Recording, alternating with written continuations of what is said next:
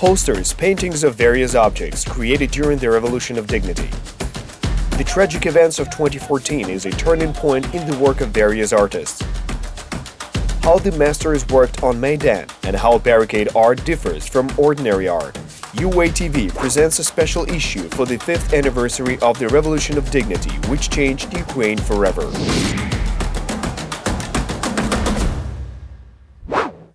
The Stolen Kiss is one of the most famous paintings by French artist Jean-Honoré Fragonard. It seems nothing special, a frivolous romantic theme, typical of the Rococo style of the end of the 18th century. Only the year of writing is remarkable, 1788. It's the last picture created by Fragonard in Paris, before he fled. The Great French Revolution demanded another art. The Death of Marat was written just 5 years later by the neoclassicist Jacques-Louis David.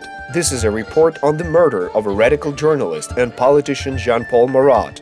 He also created the painting The Lictors Bring to Brutus the Bodies of His Sons. Today, we would call it a propaganda poster, because in this way David justifies the murder of the usurper Caesar, while Brutus is depicted as a defender of the Republic. A turning point in society almost always corresponds to a change in art. The Ukrainian Revolution of Dignity was directed against the usurping of power and against the Soviet legacy, to preserve the European identity of Ukrainians. It ridiculed the regime and mourned the fallen. All this was reflected in the elemental art of Maidan. The art appeared immediately and in a piecemeal way. It was both professional and amateur art. It could have elements of a carnival, could have fragments of a performance. That is, barricade art was a mixed type of creativity. Natalia Fesenuk came to Maidan Nezalezhnosti to support the country's European choice, and as a result, she became one of those revolutionary artists. Today, she is working on an exhibition at the future Ukrainian Museum of the Revolution of Dignity under the direction of Ihor Poshivailo. We have a lot of artifacts that were collected during the events on Maidan, all sorts of things. Barricade handmade, as we call it, artistic things. These are things that showed the creativity of the protesters, including that of the artistic 100. How did the creative paths of 3 different artists intertwine on Maidan? What forms, scenes and artifacts are typical for Ukrainian barricade art? What does it mean to live and create with constant risk to one's life? UATV is going to reveal these true stories to the world for the first time.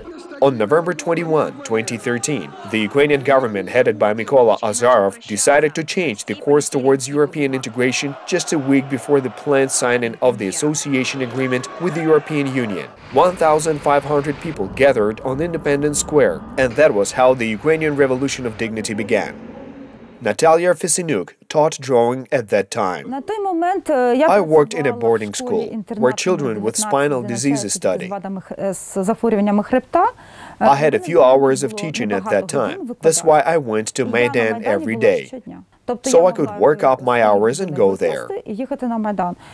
Students of Kyiv universities found time for protests, despite the fact that the administration of a number of universities threatened young people with all sorts of sanctions. They became perhaps the most numerous group on the Maidan. Artist Roxolana Dobrovolska was about to graduate from university. It was my birthday on November 23, and it was on these days that the first student protests began. We, my sister, grandmother and mom, visited those rallies.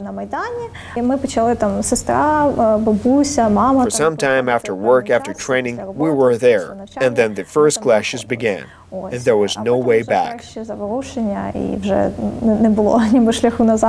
On November 30, 2013, the security forces beat up the students who spent the night in tents near Independence Square, according to the official version, so they could erect the New Year's tree.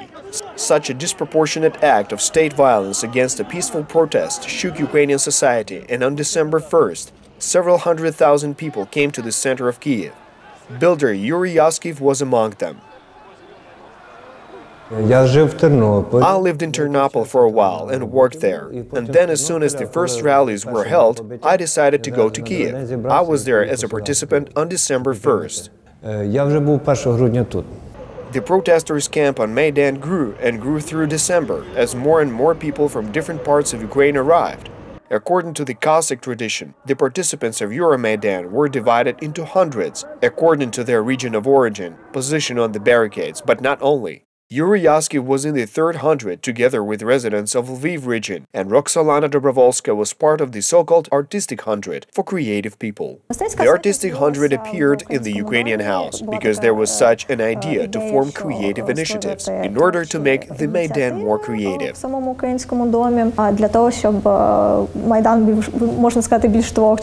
The artists were all together, starting from the December clashes to the first killings in January 2014. And the mass executions in February. Natalia Fesenyuk, Roxolana Dobrovolska and Yuri Yaskiv tell us, especially for UATV, how barricade art began, what they created on these anxious days, and in general, how it was all done. The Ukrainian House on European Square did in fact become one of the creative centers of protest. The first thing that any revolution needs is posters and signboards for navigation around the headquarters. While I was getting ready to write the Maidan Library Index, I saw that people were already standing with ready papers and they needed some other inscriptions. Well, I didn't count how many I had made. Then I noticed that paint and other materials had already appeared. The place immediately began to be settled. Poster art is usually a satire. The main requirement is it be read from afar. The Revolution of Dignity was the first event that the whole world could watch online. So the audience of these posters turned out to be more numerous than ever. The confrontation with the security forces turned into a performance of sorts. Natalia painted the shields. Maidan itself had certain signs of a nightly battle. Some things written on people's shields and helmets were messages to their opponents. And the opponents had the opportunity and time to read those texts on the shield, the helmet, on the bulletproof vest, to see all those drawings that were shown there. На касці, на бронику, подивитися весь той живопис, який там зображений, подивитися ті всі речі. It was an element of the psychological fight that was still taking place within the framework of peaceful resistance. Yuri Yaskiv insists that it was he who, at the end of 2013, was the first to paint construction helmets. Their mission was to protect the protesters from the batons of the security forces.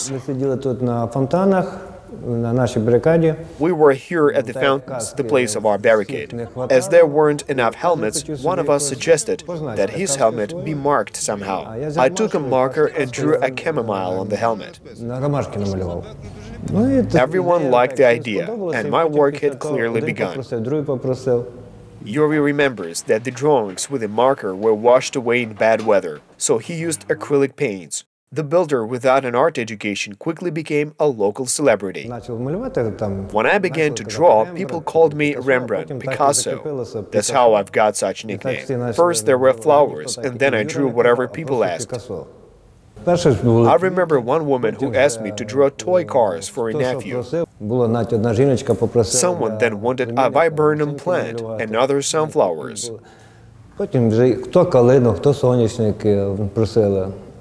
Apart from Yuri, the others, including Roxolana Dobrovolska and Natalia Fesenyuk, began to paint helmets. As the confrontation escalated and became more bloody, the helmets were replaced, decorative paintings was changed into practical designs. Дуже ж багато було необхідності слово преса на The need to write the word press on helmets was extremely relevant. People had the hope that if the word press was written on the helmet or a red cross was drawn like a medical man, then accordingly this person was protected by certain human rights conventions. Unfortunately, it did not work. На жаль, це не спрацьовувало. These protesters who remained in the center of Kiev after the confirmed deaths of their comrades from bullets often came to artists with irrational requests. The guy asked me to make such an inscription. I do not want to be a hero of Ukraine. Of course I wrote it, but I wondered why he needed precisely that text. According to the young man, when a sniper looks through his optical piece, he would read the text. Please note, that was just how people were thinking at that time. Creative people express such stress and fear for the lives of those around them in different ways. Yuri Yaskiv could not force himself to paint helmets in the most terrible weeks at the beginning of 2014. For Roxolana Dobrovolska, it was, on the contrary, an intense period. I photographed and wrote my feelings using the language that I love, that I appreciate. It is close to me. I tried to convey what I saw. The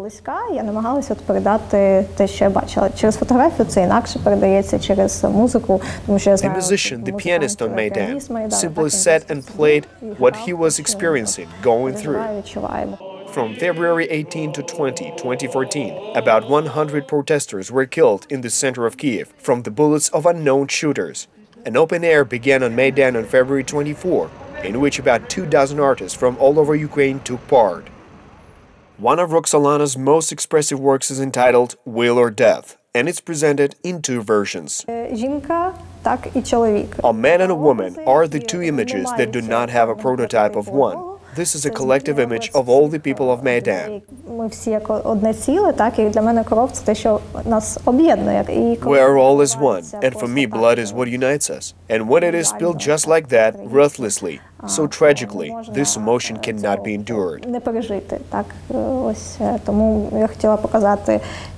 wanted to show that human life is very precious, and we need to protect each and every one of us.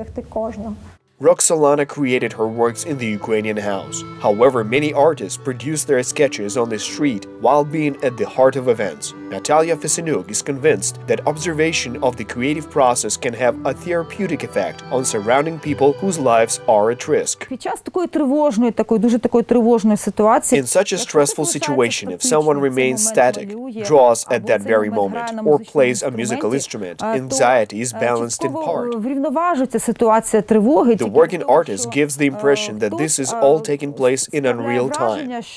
When you do it all in an abstract way, then for people who are anxious about what is happening around at this moment, it is possible that the level of anxiety can be partially reduced. Barricade art remains a milestone in the life of the artists themselves. When the name Roxolana Dobrovolska was sounded at exhibitions dedicated to Maidan, she showed herself through other works, and in the space of 5 years, she only grew as an artist. Now I am working on several series of paintings. The first is a picturesque series of landscapes and abstractions. I'm also working on a graphic series. This is more of a small-format chamber work. Yuri Yaskiv began to paint the construction helmets again in spring 2014. By that time, they became one of the main symbols of the Revolution of Dignity and were passed to private collections and museums in many countries around the world. Some were sold at charity auctions to help wounded Ukrainian soldiers who'd served in Donbass. Someone asked me to draw a picture. You know, the first ones were not great. Then I changed my style and people started asking me to draw something to commemorate Maidan. But when I started, memories appeared again, and I realized that I can't do that even now. I don't want such pictures to hang on someone's wall at home. It was thanks to the events on Maidan that I found myself. It's been my dream since childhood to become an artist. At the main work, Yuri paints Christmas tree toys. Natalia Fesenyuk's paintings adorn the library of one of Kiev's schools, but her main achievement can be considered the preservation of a huge collection of objects for the future Museum of the Revolution of Dignity. We want to create a museum of the future. The museum, which will preserve the memory of important historical events from the past, will be aimed precisely at the future. We try to make those hot events of history relevant for the present and the future. We have more than 4,000 exhibits, of which 10% are art objects. We actively replenish our collection, and this is the year that we will have the opportunity to enrich our funds with the professional works of famous artists. The impact of the Euromaidan events on Ukrainian art has yet to be assessed as a whole. However, it's absolutely clear that neither the country nor its artists who lived through that winter will ever be the same.